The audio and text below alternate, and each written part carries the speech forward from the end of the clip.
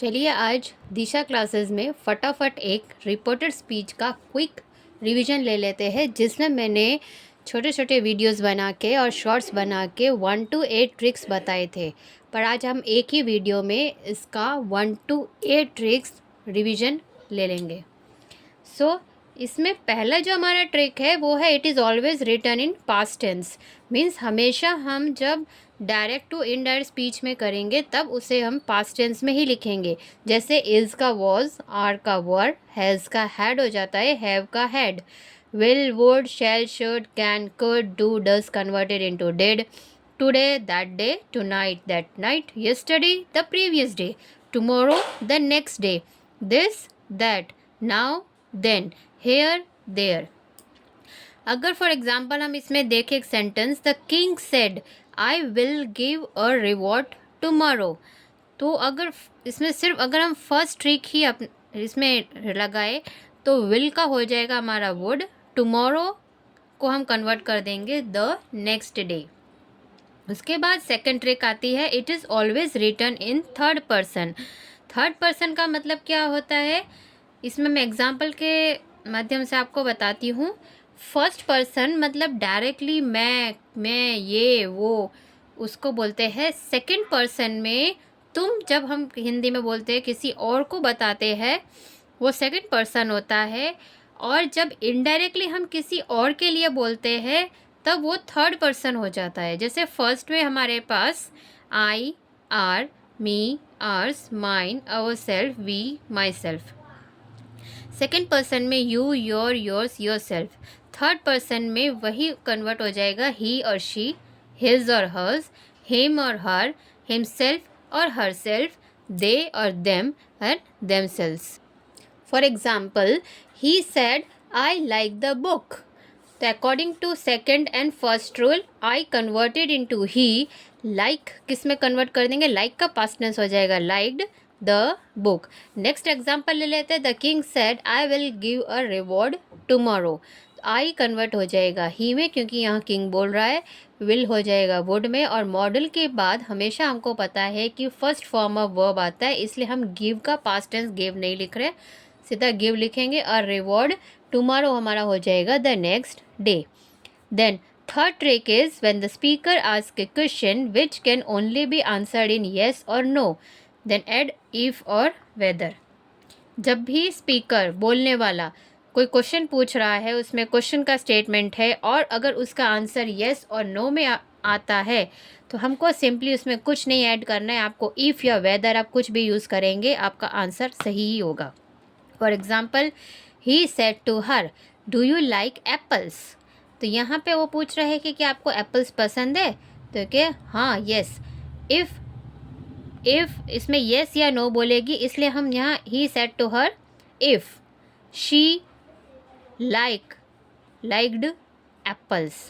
Second example, the king asked, do you want to enjoy your life? इसका अगर हम indirect speech में देखें तो the king asked if he wanted to enjoy his life.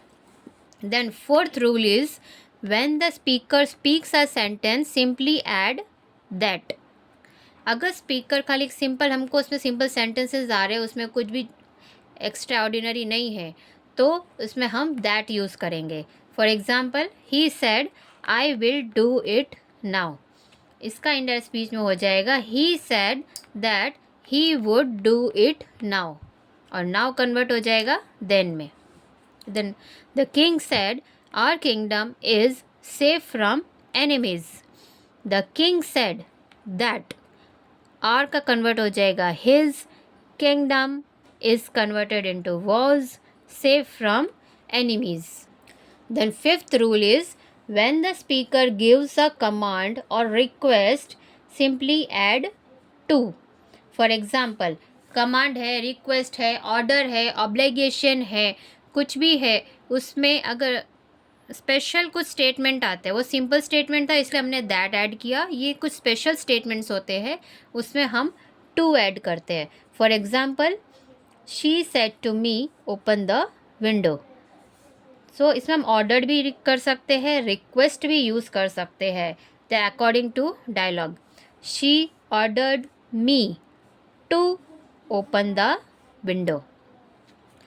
Next example लेते हैं, the king told get out of here. Indirect speech में आ जाएगा the king told to get out of here. आगे का जो स्टेटमेंट है वो सेम टू सेम है, इसमें फिर हम ऐसा नहीं है कि पास्ट टेंस ऐड करेंगे, सिंपली हमको यहाँ टू ऐड करना है। I said to my friend please lend me your book. यहाँ पर आ जाएगा मैं अपने फ्रेंड से रिक्वेस्ट कर रही हूँ, तो I requested my friend to lend me your, convert हो जाएगा his book. The king said please sit down. यहाँ जो प्लीज़ वर्ड है वही बता रहा है कि जो स्पीकर है वो रिक्वेस्ट कर रहा है, देन कन्वर्ट हो जाएगा the king requested to sit down. Then sixth trick is when the speaker ask a question like what, where, how, when, who etcetera, generally इनको हम WH क्वेश्चंस बोलते हैं, then we do not have to add anything, replace said with ask. Simply हमको उसमें said को ask में convert कर देना है। For example, Sita said where are you going. Sita asked, said convert हो जाएगा आस्क, वेयर ही और शी, यू कन्वर्ट हो जाएगा आर, इसमें वॉज गोइंग, यू का हमने कर दिया ही और शी जिसके साथ वो बात कर रही है, आर कन्वर्ट हो जाएगा वॉज में, क्योंकि यहाँ अब ये सिंगुलर फॉर्म में आ गया है। Next, the king said where is my crown. The king asked, where is convert हो जाएगा वॉज में, माई कन्वर्ट हो जाएगा his, third person was his crown. The king asked where was his crown.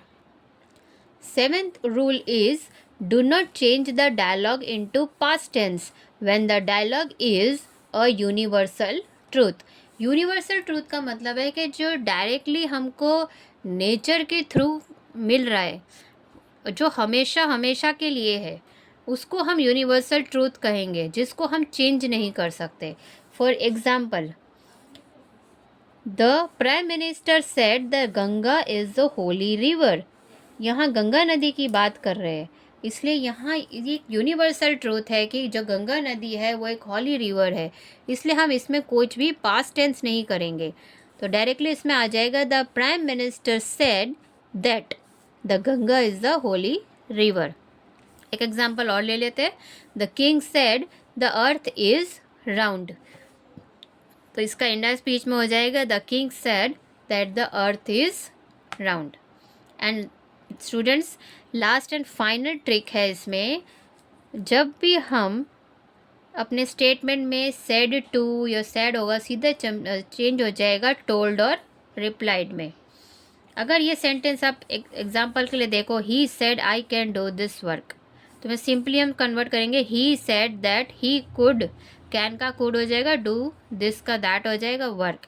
पर अगर उसी के कंपैरिजन में हम ये क्वेश्चन देखें, he said to Sita I have passed the test, यहाँ said to आ रहा है, इसलिए मैं said to को कन्वर्ट करके क्या लिख दूँगी, told। he told Sita that I convert हो जाएगा he, have का past tense had, passed the test। इसी